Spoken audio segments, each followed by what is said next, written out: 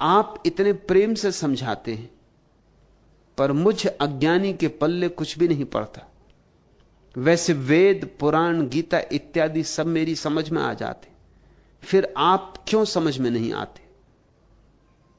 पहली तो बात, अज्ञानी तुम नहीं हो।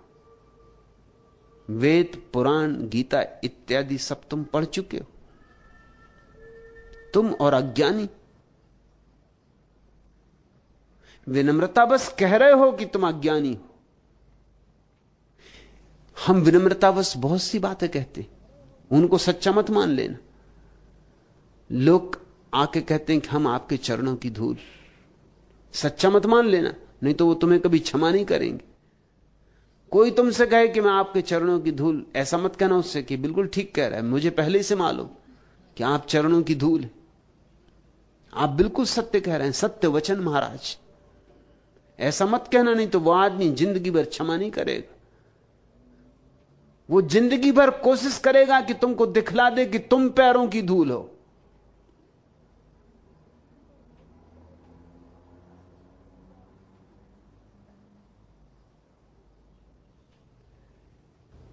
लोग कहते हैं मैं तो कुछ भी नहीं हूं, आपके सामने मैं क्या, लेकिन उनका भाव कुछ और है। वो ये कह रहे हैं प्रशंसा करो मेरी विनम्रता की, सम्मान करो, मेरे निरअहंकार भाव का। देखो क्या कह रहा हूं कि मैं तो कुछ भी नहीं। एक चौराहे पर 3 ईसाई फकीर मिले। 3 अलग अलग ईसाई संप्रदायों के अनुयायी थे वे। एक था कैथोलिक। उसने कहा कि जहां तक ज्ञान का संबंध है, हमारे आश्रम वासियों का कोई मुकाबला नहीं। हमारे आश्रम की सारी साधना ही ज्ञान साधना है। जैसे शास्त्रज्ञ हमारे आश्रम ने पैदा किए और किसी आश्रम ने पैदा नहीं किए। इस बात को तो स्वीकार दुश्मनों को भी करना पड़ेगा। दूसरा था प्रोटेस्टेंट। उसने कहा यह बात ठीक है, शास्त्रों में हमारी बहुत गति नहीं, हमारी बहुत रुचि भी नहीं। शास्त्रों में धरा क्या है? हमारा जोर तो त्याग पर है। त्याग ही असली धर्म है। और जहां तक त्याग, तपश्चर्या, व्रत, उपवास का संबंध है, हमारा कोई मुकाबला नहीं।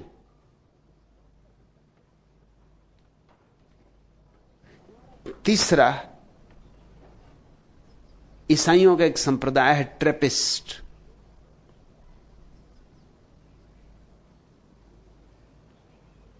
वो तीसरा मुस्कुराया और उसने कहा हमारे पास तो न ज्ञान है न त्याग, लेकिन विनम्रता में हमसे ऊपर कोई भी नहीं। विनम्रता में हमसे ऊपर कोई भी नहीं। विनम्रता में हमारा कोई मुकाबला नहीं।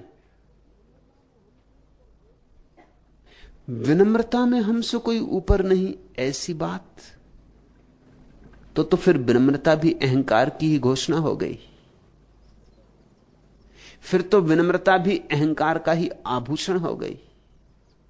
फिर तो विनम्रता अहंकार का नया बचाव हो गई, नया छिपाव हो गई। और सबसे सुंदर छिपाव, दिखाई ही नहीं पड़ेगा। अहंकार ऐसा छिपा, अब तुम इसे पकड़ ही नहीं पाओगे, ऐसा सूक्ष्म हो गया। स्वरूपानंद, ऐसा तो कहो ही मत कि मैं अज्ञानी हूं। अज्ञानी होना आसान मामला नहीं। अज्ञानी होना बड़ी साधना है। उनको मैं अज्ञानी नहीं कहता जिन्होंने गीता, वेद, कुरान नहीं पढ़े, वे अपढ़ हैं। और उनको मैं ज्ञानी नहीं कहता जिन्होंने वेद, कुरान, बाइबल पढ़े, वे पठित हैं। अज्ञानी तो मैं कहता हूं सुकरात जैसे व्यक्ति को, जिसने अपने मरने के पहले कहा कि मैं सिर्फ एक ही बात जानता हूं कि मैं कुछ भी नहीं जानता। यह है अज्ञानी। मगर ऐसा अज्ञान ही तो ज्ञान का पहला चरण है, जो यह कह सके कि मैं कुछ भी नहीं जानता हूं, और कह ही ना सके ऐसी उसकी प्रतीति हो। यह भी अहंकार का दावा ना हो, यह अहंकार का विसर्जन हो, तो फिर ज्ञान अपने आप बरस जाता है। अज्ञान ज्ञान से मुक्त होने से मिलता है। अज्ञान ज्ञान से ऊपर की अवस्था है। उपनिषद ठीक कहते हैं। उपनिषदों में एक बहुत अद्भुत वचन है, जैसा दुनिया के किसी शास्त्र में कहीं भी नहीं। उपनिषदों में एक वचन है कि ज्ञानी तो भटकते ही हैं, अज्ञानी तो भटकते ही हैं, लेकिन ज्ञानी और महाअंधकार में भटक जाते। अज्ञानी भटकते ही तो समझ में आने वाली बात है। सभी साधु संत पंडित पुरोहित कहते हैं अज्ञानी भटकते, लेकिन उपनिषद कहता है कि ज्ञानी तो और महाअंधकार में भटक जाते। कौन ज्ञानियों की बात हो रही? पांडित्य, थोथा, उधार बासा। तुम पढ़ लेते होगे वेद पुराण गीता और समझ भी लेते होगे, लेकिन जब तुम वेद पढ़ते हो तो तुम वेद के ऋषियों को समझ सकते हो? वेद के ऋषियों को समझने के लिए वेद के ऋषियों की चेतना चाहिए, उनके साक्षी का अनुभव चाहिए। उनकी ऋचाएं समझने के लिए ऋषि हुए बिना और कोई उपाय नहीं। क्या समझोगे तुम वेद को? स्वरूपानंद तुम वही समझ लोगे जो तुम समझ सकते हो। ऋषियों ने क्या कहा है उसकी तो तुम्हें झलक भी ना मिलेगी। तुम अपने ही अर्थ निकाल लोगे, और कुछ संभव भी नहीं। तुम सोचते हो 10 लोग वेद को पढ़ेंगे तो एक ही अर्थ निकालेंगे? 10 अर्थ निकालेंगे। गीता पर 1000 टीकाएं। या तो कृष्ण का मस्तिष्क खराब था कि 1000 अर्थ, और या फिर कृष्ण का तो एक ही अर्थ रहा, लेकिन निकालने वालों ने 1000 निकाल लिए।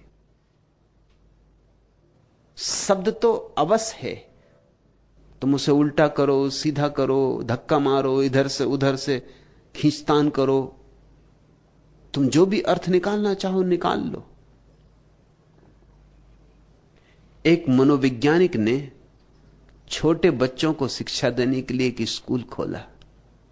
उसका विचार था कि बच्चों को उनकी गलती पर दंड नहीं मिलना चाहिए, इससे उनकी प्रतिभा नष्ट होती।